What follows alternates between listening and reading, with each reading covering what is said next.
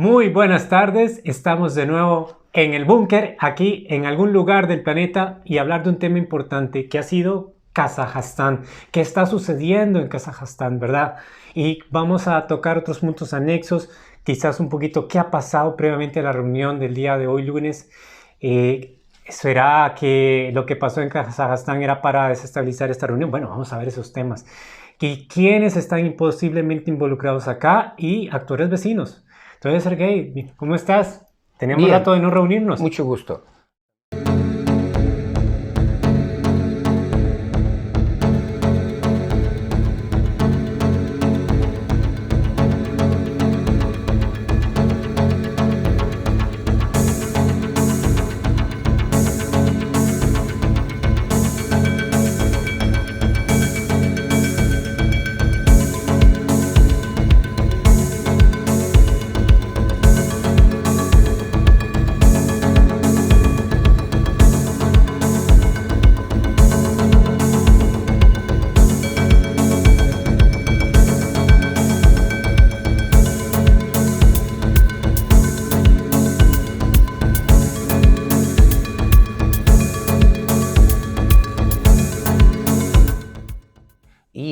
Y entonces, como hay un tema un poco frito sobre Kazajistán, entonces decidimos hablar de ese tema. Buen tema de última hora, porque estábamos pensando China o Turquía, y habíamos dicho Turquía. Y en realidad todos esos países, esos estados están relacionados con Kazajistán, con todo lo que es. Ok, número uno, Kazajistán se encuentra en el puro centro de Asia, en la parte que llamamos Asia Media, y es el país más grande de Asia Media. Tiene unos desiertos enormes de Karakum y Kızılkum. Tiene un lago que ya está sufriendo una sequía importante. Después es el territorio que tiene muchos desiertos. Por tal motivo, las tierras que son fértiles son muy valoradas. Es un país que tiene uranio, es un país que tiene petróleo, es un país que tiene gas, es un país y con 19 millones de habitantes que apenas. Tiene el primer cosmódromo construido por Unión Soviética, del cual el famoso Yuri Gagarin salió al espacio el día 12 de abril de 1961. Entonces, definitivamente es un país muy estratégico y es un país que está en medio de dos prácticamente grandes estados como China y Rusia. La parte de grandes transportes que pasan entre Rusia y China pasan por Kazajistán. Entonces, definitivamente es un país estratégico para todo el continente de Eurasia, Europa y Asia. Los chinos están soñando reconstruir de nuevo su ruta de seda. La ruta de la seda, de hecho, es una ruta ancestral, ¿verdad? Y comercio. Exactamente. Completo. Y siempre, históricamente, miles de años, pasaba también por Kazajistán, por esos desiertos y estepas de Kazajistán. Kazajistán es un país que tiene una población grande nativa de los kazajos, que tienen tres grupos de lo que llaman como un tipo de subetnos, y que sí son grupos como son un poco cerrados, un poco herméticos en sus clanes. Prácticamente puede decir que son como... Fuera de Astana, fuera de Almaty, ¿verdad? Estamos hablando de zonas rurales. Sí, zonas rurales se multiplicaron mucho. Es uno de los países donde la población a nivel crece mucho, más que todo en los últimos 25 años, y más específicamente en lo que es el campo. Entonces, que son campesinos, y que el Estado no logra encontrar la forma como ofrecer ocupación para esa gente ahí, a la economía capitalista, socialmente, y eso es lo que estaba creando también un tipo de descontento de la gente joven que no encuentran el espacio, a pesar que la vida en Kazajistán, de punto de vista socioeconómico, es mejor que en la mayoría de los países vecinos. Sergei, te interrumpo en algo.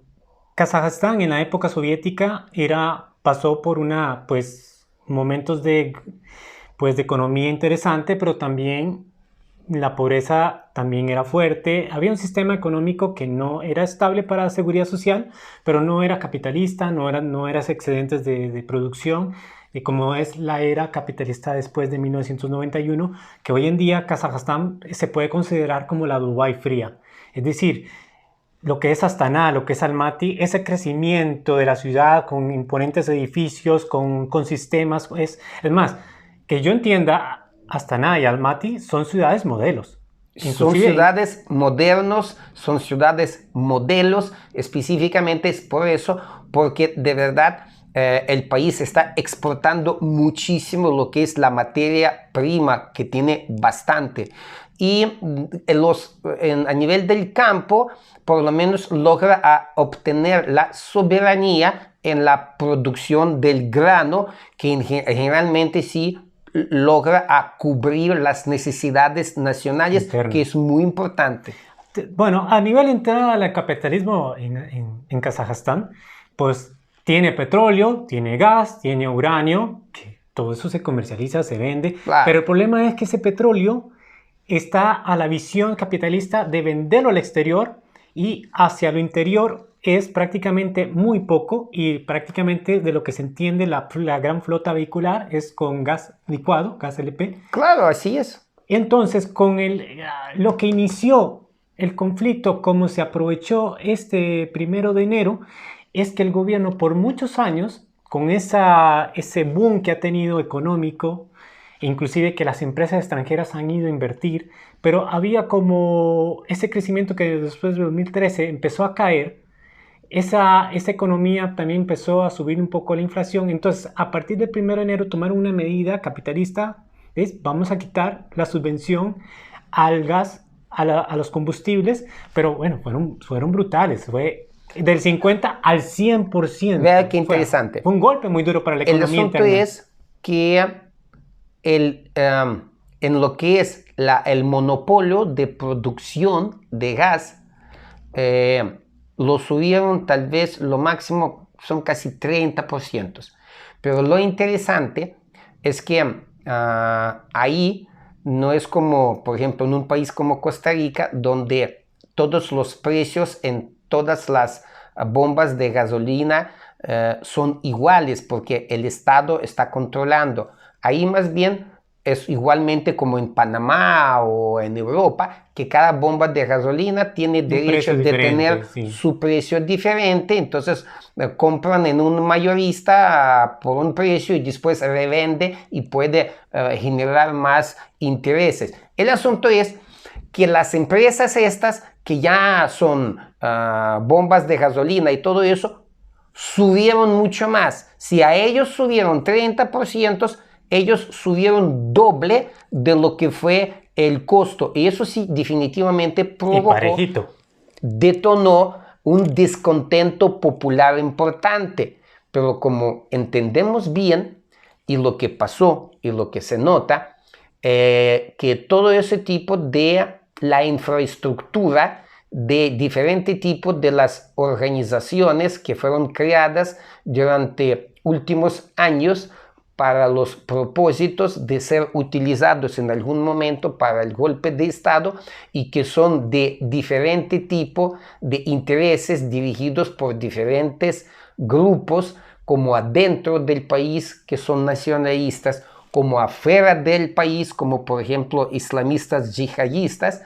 En el mismo momento se levantaron, y si ese tipo de las protestas en Ucrania duraron 4, casi 5 meses, en que al final terminaron con el golpe de Estado en febrero de 2014, y donde realmente los grupos neonazis que llegaron ahí ya fue como de último, ahí todo fue como un flash. Como en cuestión de semanas. No, en cuestión de 24 horas que aparecieron todos, empezaron a atacar a estaciones de policías, a las bases militares, a los edificios administrativos, al aeropuerto, prácticamente. Digo semana porque todo fue de 3 días. Pero la preparación se sabía que la ley regía a partir del 1 de enero el cambio de combustibles. Claro. Se fueron preparando. Manifestantes pacíficos o manifestantes que un poco muy molestos, pero sí, dentro que tal vez de la podría norma. Ser la gente normal que está descontenta, correcto, como usted y yo. Sí, con otro país, de otro continente, ¿verdad? Que sí. Estamos igual. Exacto. Pero acabas de decir algo muy importante. Un golpe de Estado fue como una especie de Maidán.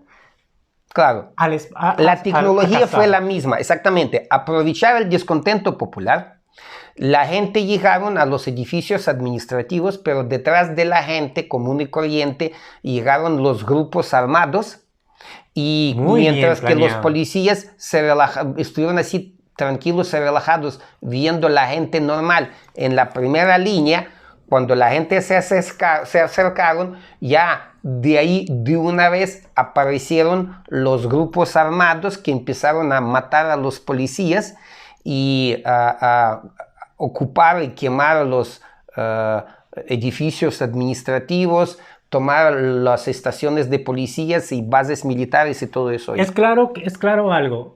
La violencia con que entraron estos grupos, porque se dicen que son más de 165 fallecidos, pero no se dice en Occidente con claridad de que estaban preparados, tenían muchas armas y que estaban asesinando a los policías y a militares, pero sobre todo degollándolos prácticamente. Eso es al estilo de lo que sucedió en Siria.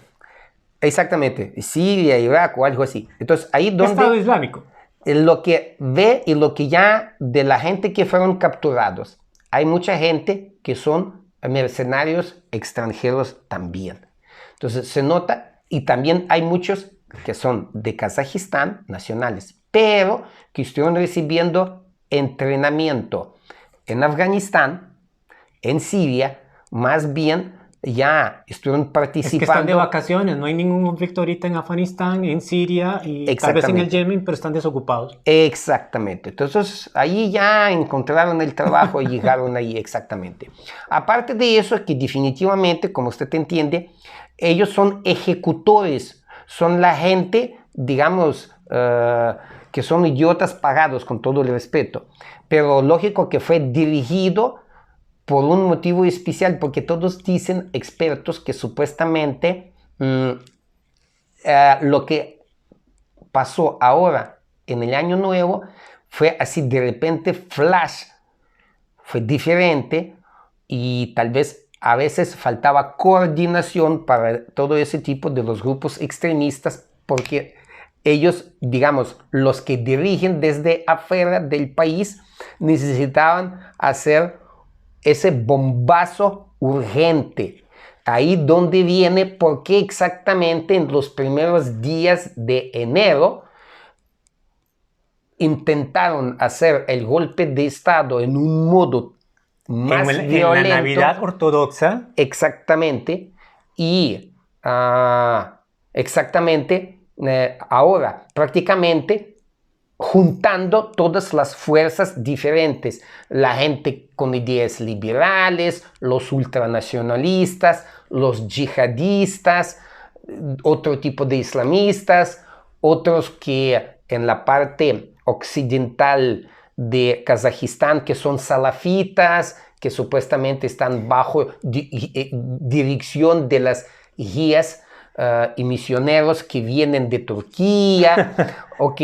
Entonces, definitivamente se notaba que todos salieron en un mismo momento, a pesar que todos son grupos muy diferentes, con los intereses distintos y con direcciones distintas.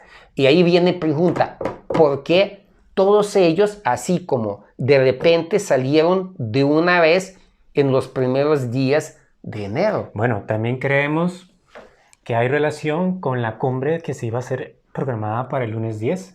Así, a raíz de las situaciones del conflicto de Ucrania, de lo que fue el Maidán ucraniano, pero también los acuerdos de Minsk, pero también esa situación que Rusia ha sentido que los están asediando en las fronteras, hay armas en todos los países y que la OTAN está queriendo tener un gran poder y que Rusia ha dicho, Ucrania no va a ser parte de la OTAN. Si nosotros nos alejamos un poco, y como gracias a Dios estamos un poco lejos de allá, y vamos a ver de ahí, vea qué interesante, que dentro de todas las condiciones que anunció Putin a finales del año 2021,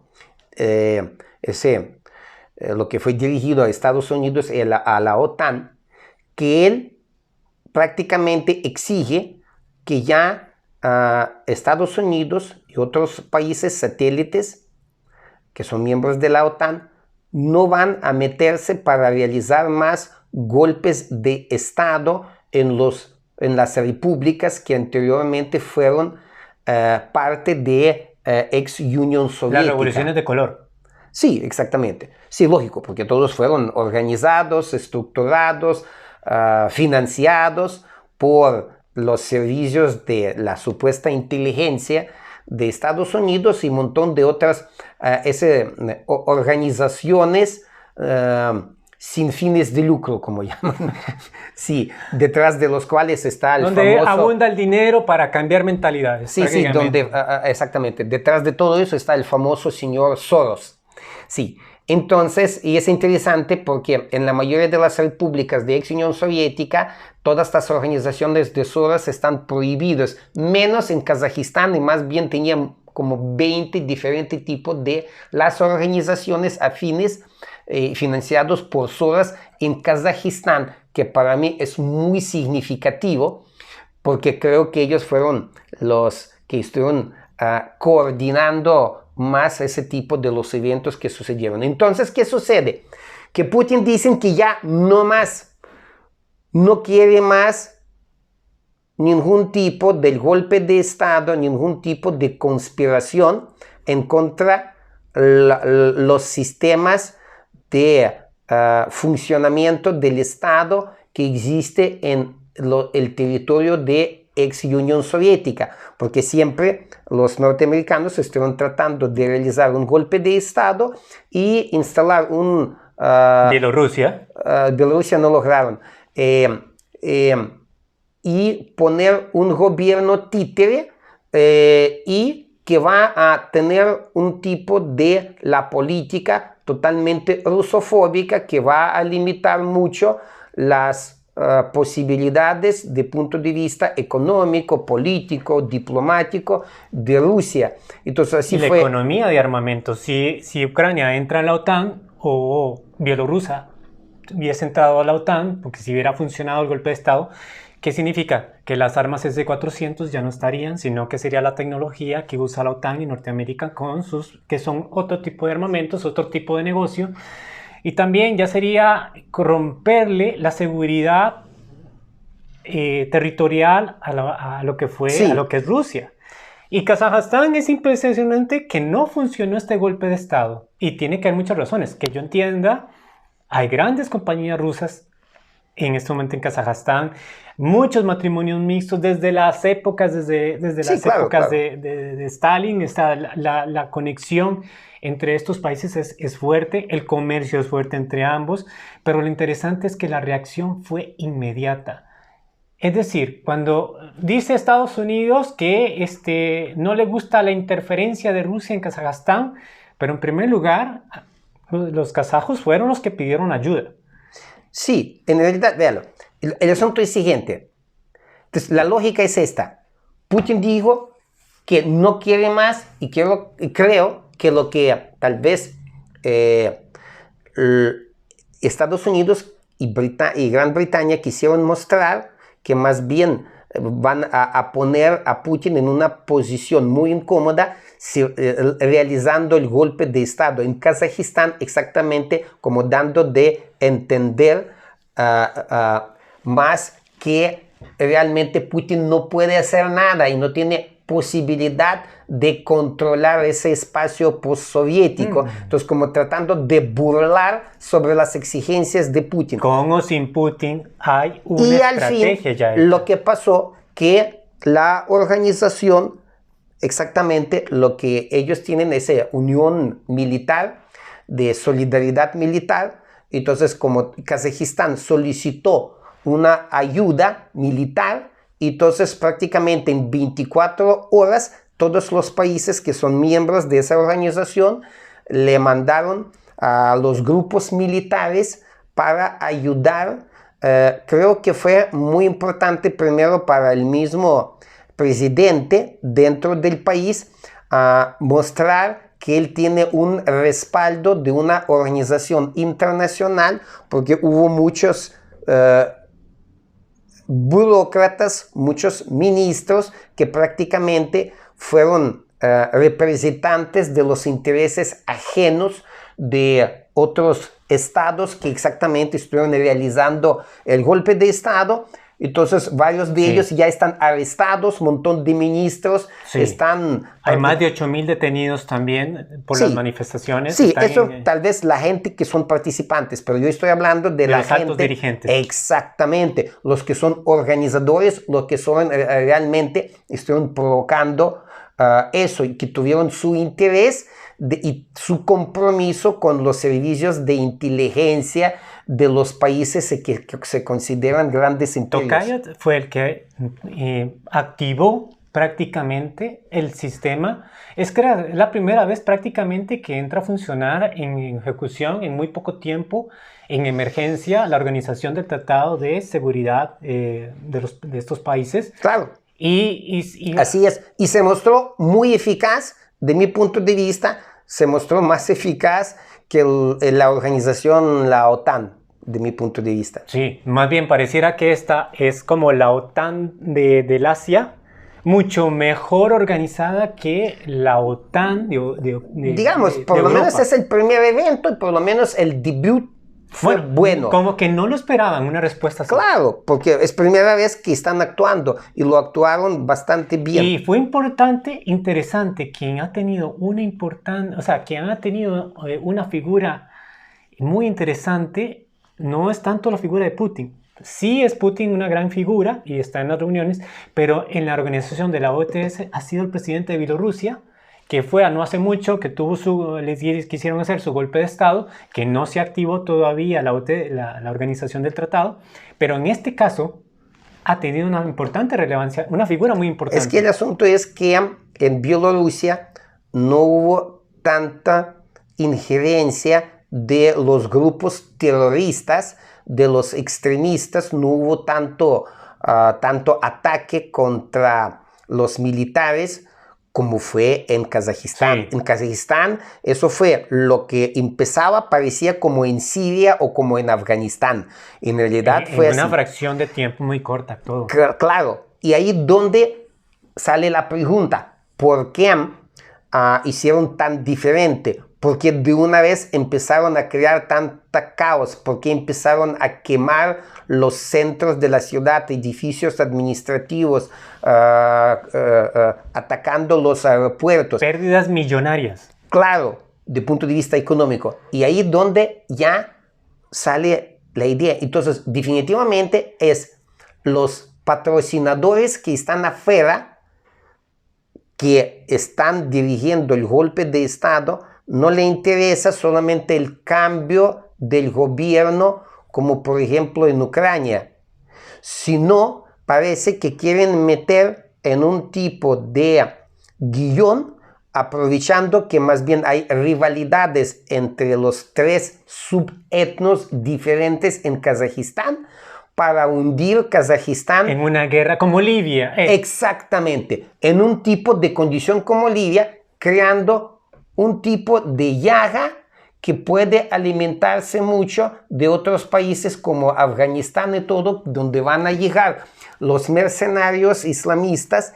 Imagínense que Kazajistán está entre Rusia y China, y un montón de mercadería de Rusia a China va por Kazajistán, de China a Rusia por Kazajistán, y con tantos recursos que tiene el mismo Kazajistán. Entonces es prácticamente atacar a los enemigos que el día de hoy Estados Unidos proclamó que tiene dos enemigos. Un enemigo es en China y otro enemigo es Rusia. Entonces es el punto ideal también es para una forma perjudicar de dividir a dos grandes potencias que tienen grandes relaciones militares y económicas. Además de la ruta de la seda, que también hay mucha unión, porque la ruta de la seda del Ártico prácticamente va a pasar en una gran parte del territorio ruso. Pero también. lo más importante, que todo eso fracasó. Todo fracasó, claro que sí. También es que también se habían preparado estas zonas. Si con el conflicto de Afganistán ya estaban, si ya hay como más de 15, 10 años de la Organización de Cooperación de Shanghái, que son todos los países alrededor de Afganistán,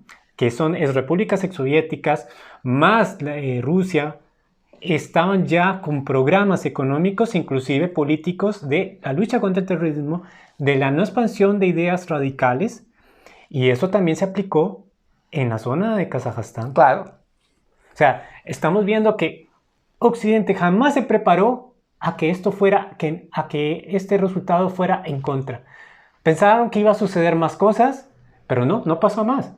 De hecho, pareciera que en una semana se va a estar esto en el olvido, porque inclusive hay desconexión de internet, hay desconexión de celular. Imagino que los grupos que andan haciendo alboroto están desconectados entre sí. O sea, tienen una forma de cómo controlar esto. Una purga muy fuerte. En realidad creo que van a limpiar todo ese tipo de los grupos radicales que existe en el país, porque es el mejor modo y va a ser muy apoyado por el pueblo, porque mucha gente sufrieron ahí en las ciudades. Hay víctimas sobre los civiles por los disparos indiscriminados de los terroristas. Y para las pérdidas económicas que hubo, 3 niños fueron matados también.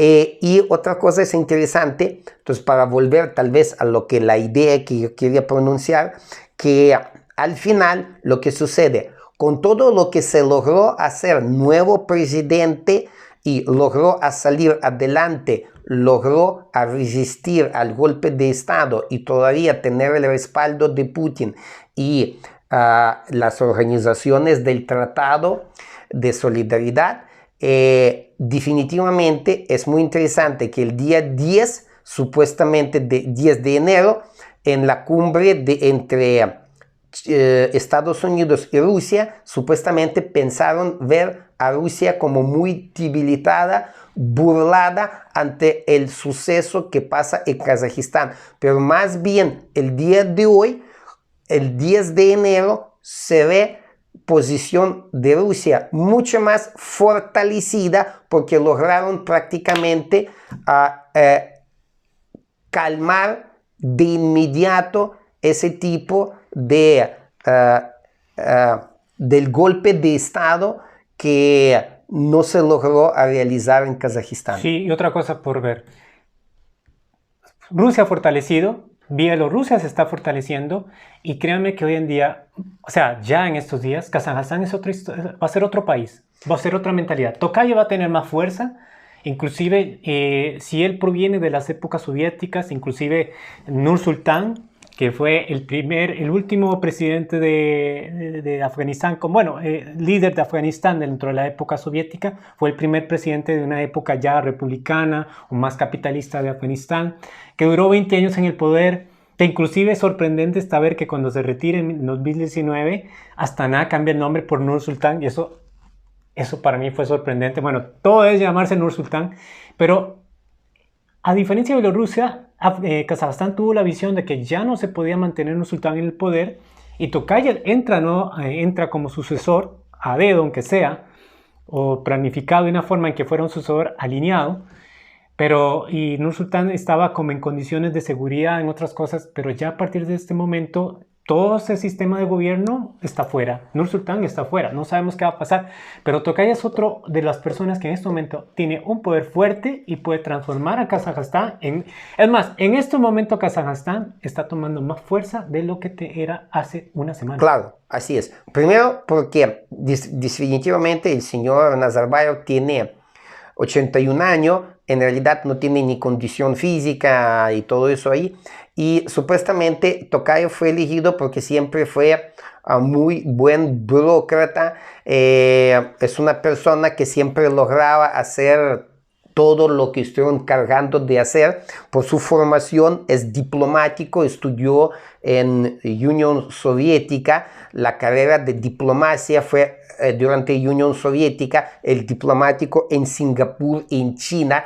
Entonces es una persona que tiene una preparación diplomática, entonces sabe manejar, es prácticamente, los diplomáticos saben cómo lograr manejar intrigas políticas, cómo posicionarse correctamente, cómo dar imagen, y entonces se nota como él, cuando tenía su rol de solamente prácticamente encargado de sustituir a Nazarbayev como presidente, pero con funciones limitadas, el día de hoy sale totalmente fortalecido como un presidente con una fuerza y con prácticamente una autoridad muchas veces No solo más el país, importante. sobre los pueblos étnicos también. Claro.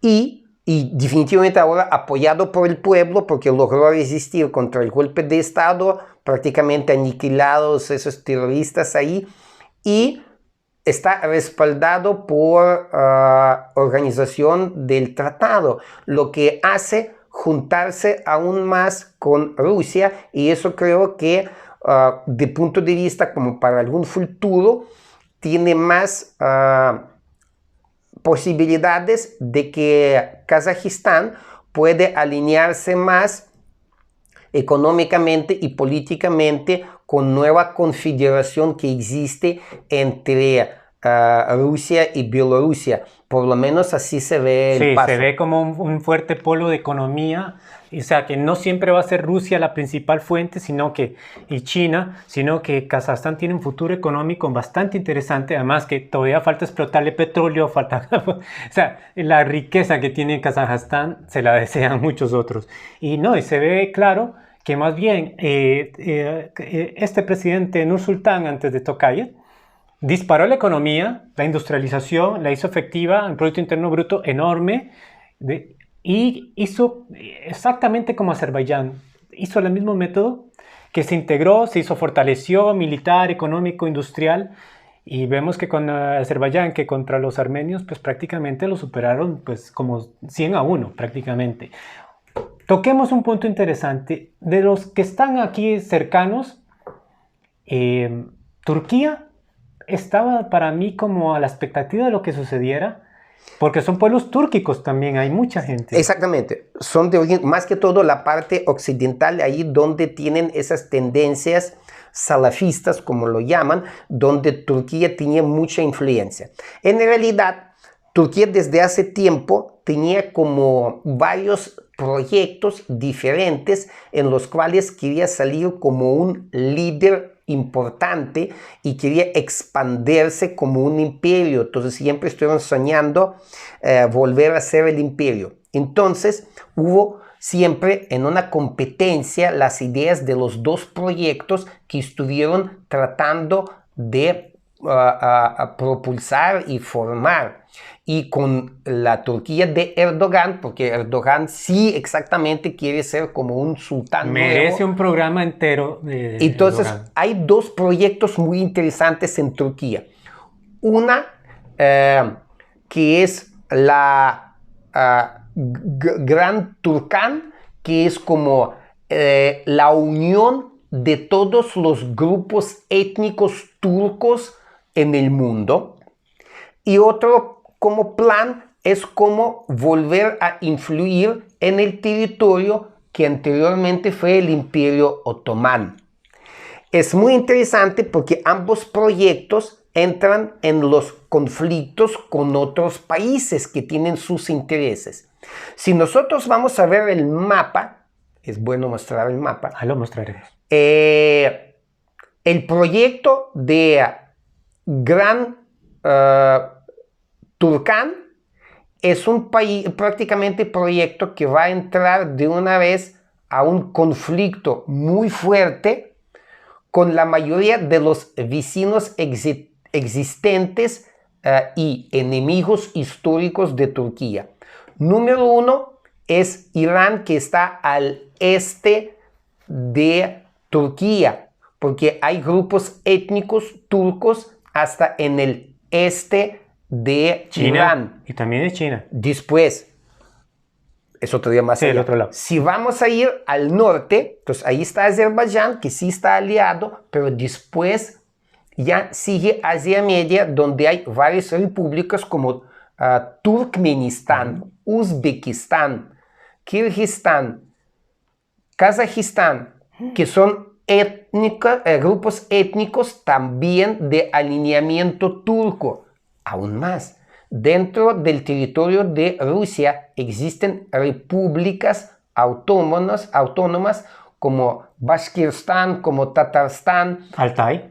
Altai, O sea, en la Siberia y Crimea, más allá. también los tártaros de Crimea son grupos étnicos en el norte del Cáucaso. Entonces, definitivamente, ese tipo de proyecto genera conflicto, entonces, con Irán, con los intereses de los gobernantes, algunos ahí en la propia Asia Media, que no son muy interesados de ser aliados de Erdogan, pero más importante con Rusia, porque sí, es una competencia aún más que también ve ese tipo de influencia turca está estimulando el nacionalismo y extremismo de punto de vista de Moscú en esas repúblicas autónomas en Rusia, igual como usted mencionó, como Uigur en China, que más bien es una provincia más problemática para la China comunista,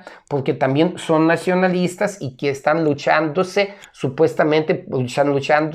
están luchando por su economía, por su autonomía. Sí, ok.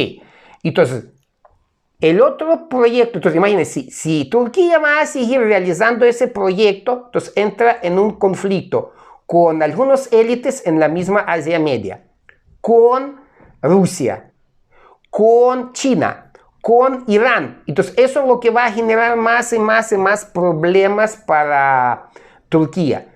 Pero el otro proyecto, que es como volver a influir más en lo que fue anteriormente el territorio del Imperio Otomán, no toca los intereses de Irán, de China, de Rusia.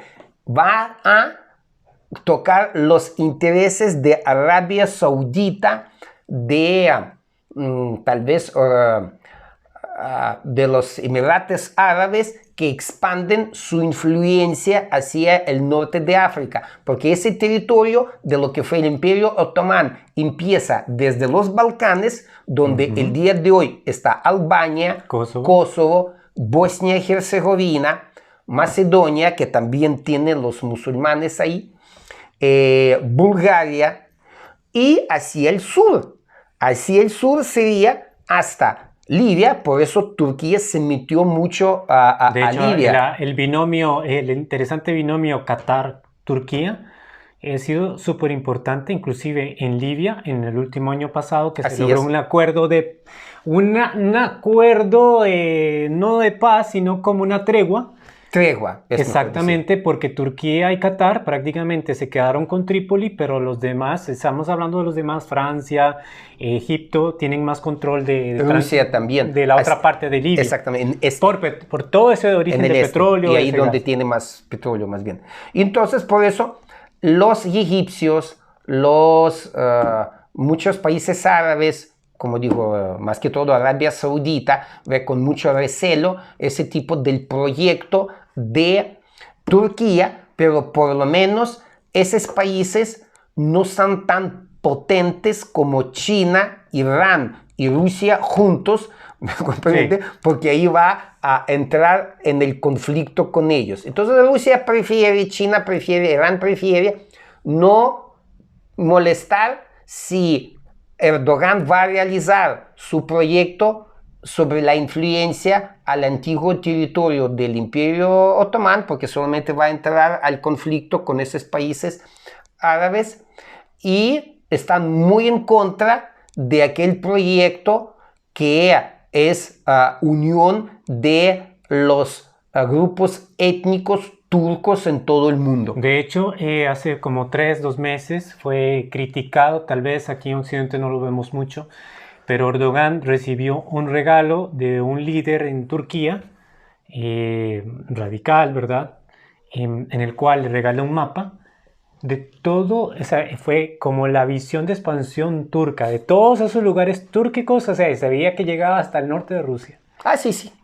Y fue, o sea, en para... Siberia hay grupos étnicos que son como Entonces, de en origen otros turco. ambientes fue muy criticado, pero aquí no se escucha mucho esa información, ¿verdad? O sea, no nos compete mucho. Bueno, depende el continente que se hable. Sí, no, ¿verdad? en realidad es cada uno que tiene interés. Pero fue muy criticado y, claro, todos sabemos que Erdogan, si pudiera hacer la expansión ya, pero curiosamente Turquía, con todo el poder de petróleo, con lo que tiene contactos, tiene dominado prácticamente gran parte de Libia, en lo que es sus principales, lo que es Trípoli, es su conexión con Túnez, etc. También hay que ver cómo tiene ahora un liderazgo fuerte con Azerbaiyán, cómo tiene mejor comunicación con Azerbaiyán y cómo ha mejorado el comercio, inclusive con la guerra que existió ahora entre los armenios y el Nagorno-Karabaj. Ahora Turquía y estas zonas han regresado a sus vuelos comerciales como si nada hubiera pasado, porque realmente fue muy absurdo como los armenios se fueron a una guerra solo por orgullo, sin tener equipo militar, sin tener preparación contra Azerbaiyán, que estaba 10 veces sobre ellos, 100 veces a uno prácticamente. Y Turquía también le dio los apoyo militar, logístico, los Bayraktar, técnico. los drones Bayraktar, Sí. que Ucrania también ya tiene drones de Turquía. Sí, están matando a la gente en Donbass ahí. Entonces, todo está muy complejo, todo pareciera que lo que querían hacer con lo de la Navidad ortodoxa del 7 de enero en Kazajstán era como para hacer una desestabilización para la reunión que iba a tener Putin y que tiene esta semana con la OTAN, que va a tener también con otros líderes. Aquí simplemente creo que la diplomacia rusa va a tener mayor poder y va a decir, no me toquen Ucrania, ya ustedes saben qué hacer, no se acerquen, asegúrenme que no van a interceder, van a meterse en esta zona, porque si no seguimos practicando nosotros también dentro de nuestro territorio, entonces va a seguir una tensión muy fuerte por ahí. Entonces, y bueno, y de China vemos que su participación va a estar por lo menos un poco aislada, pero obviamente China no va a estar de acuerdo en que se destruya Kazajstán, en que tampoco Claro, se tome perjudica muchísimo más. la ruta de la seda. Un montón de uigur viven también por otro lado de la frontera hacia el norte de China, que es la parte de Kazajistán, porque los uigur viven en el norte de China y en el sur de Kazajistán, la parte suroriental de Kazajistán.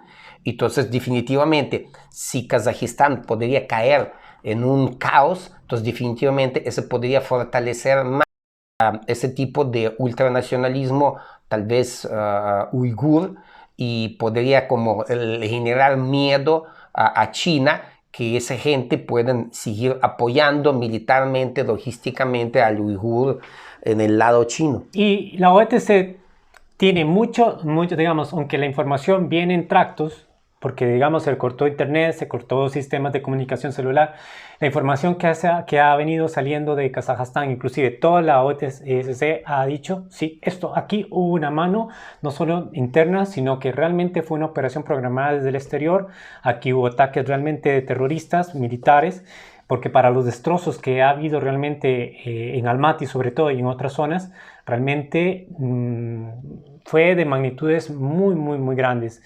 Entonces ellos aseguran y confirman de que no van a permitir más grupos terroristas y esto fue una mano extranjera. Entonces, como que van a dejar pasar eso en este momento, pero como que toda la zona va a estar en un cambio de protección, de seguridad, van a estar en estado de alerta y eso va a comprometer mucho a que más bien, como tú dices, va a haber una purga.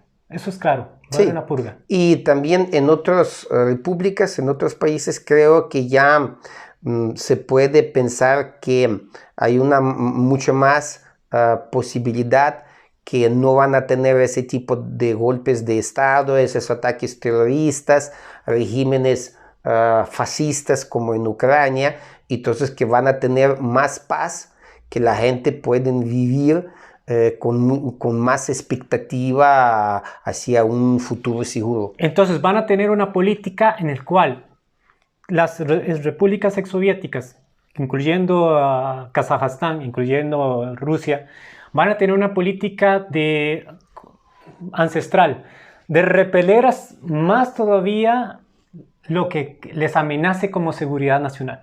Entonces va a haber una expectativa y va a haber se ve que los acuerdos y lo que va a buscar Rusia con las reuniones de esta semana es aumentar más esa posición de seguridad y si no, va a tener una política un poquito más agresiva, porque inclusive hay que ver que todos estos factores de esta reunión que también está sucediendo son por los factores energéticos también de Alemania, y que en plena crisis que está pasando tanto España, porque para mí España la van a destruir, aunque el petróleo o el gas no viene directamente de Rusia, sino de Argelia, Marruecos, pero España ya tiene problemas por ahí, Italia tiene problemas, Alemania está también con reservas y está a punto de funcionar todo ese canal de gas del Nord Stream 2 y por un trámite, por cuestiones muy extrañas, no está funcionando.